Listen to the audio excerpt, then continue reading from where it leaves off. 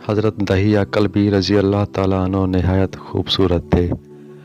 तफसीर निगाह लिखते हैं कि आपका हुस्न इस कदर था कि अरब की औरतें दरवाज़ों के पीछे खड़े होकर यानी छुप कर हज़रत दहिया कल्बी रज़ी अल्लाह ताला अन्हु को देखा करती थीं। लेकिन उस वक्त आप मुसलमान नहीं हुए थे। एक दिन सरवर कौनैन ताजदार मदीना हज़रत मोहम्मद मुस्तफ़ा सल्लल्लाहु अलैहि वसल्लम की नज़र हज़रत दहिया कल्बी पर पड़ी। आपने हज़रत दहिया कल्बी के चेहरे को देखा कि इतना हसीन नौजवान है। आपने रात को अल्लाह ताला की बारगाह में दुआ मांगी, या अल्लाह इतना खूबसूरत नौजवान बनाया है, इसके दिल में इस्लाम की मोहब्बत डाल दे, उसे मुसलमान कर दे, इतने हसीन नौजवान को जहन्नम से बचा ले। रात को आप सल्लल्लाहु अलैहि वसल्लम ने दुआ फरमाई। सुबह हज़रत दहिया कल्बी रज़ी अल्लाह ताला अन्हु अलैहि वसल्लम की खिदमत में हाजिर हो गए। हज़रत दहिया कल्बी रज़ी अल्लाह ताला अन्हु कहने लगे, ए अल्लाह के रसूल, बताएं आप क्या अहकाम लेकर आए हैं। आपने फरमाया, मैं अल्लाह का रसूल हूँ और अल्लाह वाहिद है, उसका कोई शरीक नहीं। फिर तौहीद और रिसालत के बारे में हज़रत दहिया कल्बी को बताया। हज़रत दहिया ने फरमाया, अल्लाह के नबी, मैं मुसलमान तो हो जाऊं, लेकिन एक बात का हर वक्त डर लगता है। एक गुनाह मैंने ऐसा किया है कि आपका अल्लाह मुझे कभी माफ़ नहीं करेगा। आपने फरमाया, ए दहिया, बताओ तूने कैसा गुनाह किया है। तो हज़रत दहिया कल्बी ने कहा, या रसूल अल्लाह, मैं अपने कबीले का सरबराह हूँ और हमारे यहाँ बेटियों की पैदाइश पर उन्हें ज़िंदा दफन किया जाता है।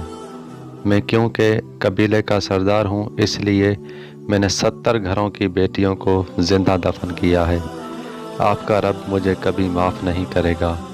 उसी वक्त हज़रत जिब्राइल अमीन अलैहिस्सलाम हाजिर हुए। या रसूल अल्लाह सल्लल्लाहु अलैहि वसल्लम, अल्लाह ताला सलाम कहता है और फरमाता है कि उसे कहें, अब तक जो हो गया वो हो गया, उसके बाद ऐसा गुनाह कभी न करना, हमने माफ़ कर दिया। हज़रत दहिया आपकी ज़बान से ये बात सुनकर रोने लगे। आपने फरमाया, दहिया क्या हुआ है, क्यों रोते हो। हज़रत दहिया कल्बी कहने लगे, या रसूल अल्लाह, मेरा एक गुनाह और भी है जिसे आपका रब कभी माफ़ नहीं करेगा। आपने फरमाया, दहिया कैसा गुनाह, बताओ।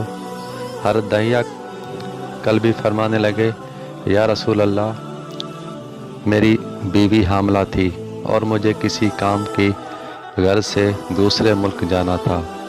मैंने जाते हुए बीवी को कहा कि अगर बेटा हुआ तो उसकी परवरिश करना, अगर बेटी हुई तो उसे ज़िंदा दफन कर देना। दहिया रोते जा रहे हैं और वाक़या सुनाते जा रहे हैं। मैं वापस बहुत अरसे के बाद घर आया तो मैंने दरवाज़े पर दस्तक दी। इतने में एक छोटी सी बच्ची ने दरवाज़ा खोला और पूछा, कौन। मैंने कहा, तुम कौन हो। तो वो बच्ची बोली, मैं इस घर के मालिक की बेटी हूँ, आप कौन हैं। दहिया फरमाने लगे, या रसूल अल्लाह सल्लल्लाहु अलैहि वसल्लम, मेरे मुंह से निकल गया, अगर तुम बेटी हो इस घर के मालिक की तो मैं मालिक हूँ उस घर का। या रसूल अल्लाह, मेरे मुंह से ये बात निकली कि देर थी कि छोटी सी उस बच्ची ने मेरी टांगों से मुझे पकड़ लिया और बोलने लगी, बाबा आप कहाँ चले गए थे। बाबा, मैं किस दिन से आपका इंतज़ार कर रही हूँ। हज़रत दहिया कल्बी रोते जा रहे हैं और फरमाते हैं, ए अल्लाह के नबी, मैंने बेटी को देखा और जाकर बीवी से पूछा, ये बच्ची कौन है। बीवी रोने लगी और कहने लगी, दहिया ये तुम्हारी बेटी है। या रसूल अल्लाह, मुझे ज़रा तरस ना आया। मैंने सोचा मैं कबीले का सरदार हूँ, अगर अपनी बेटी को दफन न किया तो लोग कहेंगे हमारी बेटियों को दफन करता रहा और अपनी बेटी से प्यार करता है। हज़रत दहिया की आंखों से अश्क ज़ारो कतार निकलने लगे। या रसूल अल्लाह, वो बच्ची बहुत खूबसूरत, बहुत हसीन थी। मेरा दिल कर रहा था उसे सीने से लगा लूं। پھر سوچا تھا کہیں لوگ بعد میں مجھے یہ باتیں نہ کہیں کہ اپنی بیٹی کے باری آئی تو اسے زندہ دفن کیوں نہیں کیا۔ میں گھر سے بیٹی کو تیار کیا، گھر سے نکلا، بیوی نے میرے پاؤں پکڑ لیے، دہیا نہ مارنا اس بچی کو، یہ تمہاری بیٹی ہے، ماں تو آخر ماں ہوتی ہے۔ میں نے بیوی کو پیچھے دھکا دیا اور بچی کو لے کر چل پڑا۔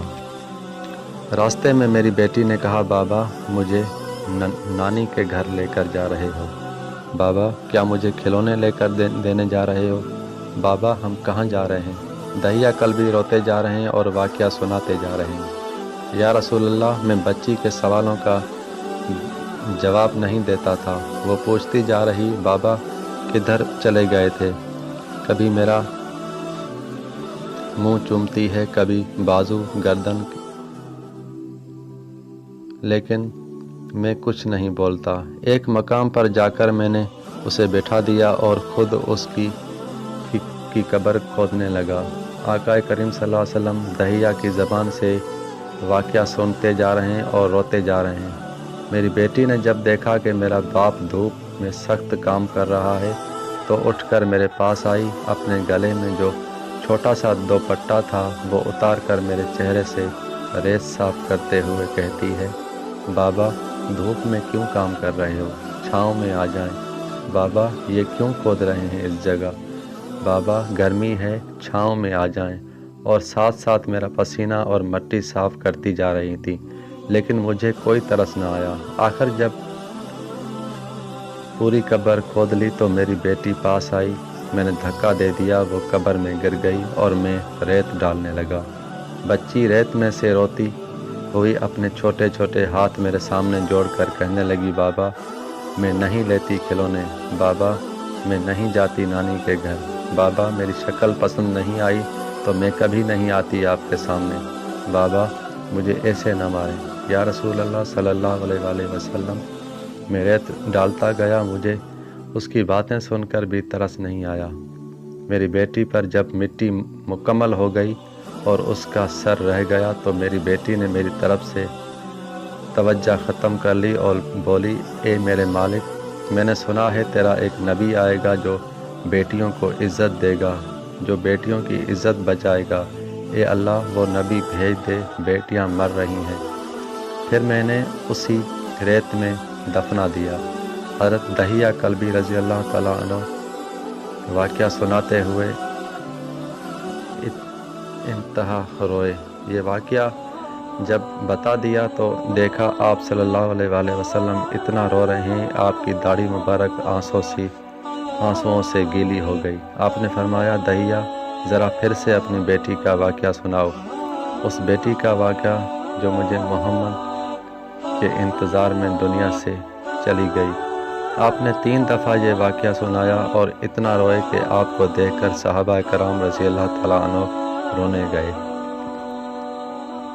لگ گئے اور کہنے لگے، اے دہیا کیوں رلاتے ہو ہماری آقا کو، ہم سے برداشت نہیں ہو رہا۔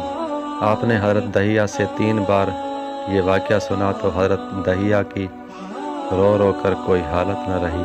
اتنے میں حضرت جبرائیل علیہ السلام حاضر ہوئے اور فرمایا، یا رسول اللہ صلی اللہ علیہ وآلہ وسلم، سلام کہتا ہے اللہ پاک اور فرماتا ہے کہ اے محبوب صلی اللہ علیہ وآلہ وسلم، دہیا کو کہہ دیں وہ اس وقت تھا جب اس نے اللہ اور آپ کو نہیں مانا تھا، اور اب مجھ کو اور آپ کو اس نے مان لیا تو دہیا کا یہ گناہ بھی ہم معاف کر دیا ہے۔ اس کے بعد آپ صلی اللہ علیہ وآلہ وسلم نے فرمایا، جس نے 2 بیٹیوں کی کفالت کی، انہیں بڑا کیا، ان کے فرائض ادا کیے، وہ قیامت کے دن میرے ساتھ اس طرح ہوگا جس طرح شہادت کی اور ساتھ والی انگلی آپس میں ساتھ ہیں۔ جس نے 2 بیٹیوں کی پرورش کی اس کی یہ اہمیت ہے، تو جس نے 3 یا 4 یا 5 بیٹیوں کی پرورش کی اس کی کیا اہمیت ہوگی؟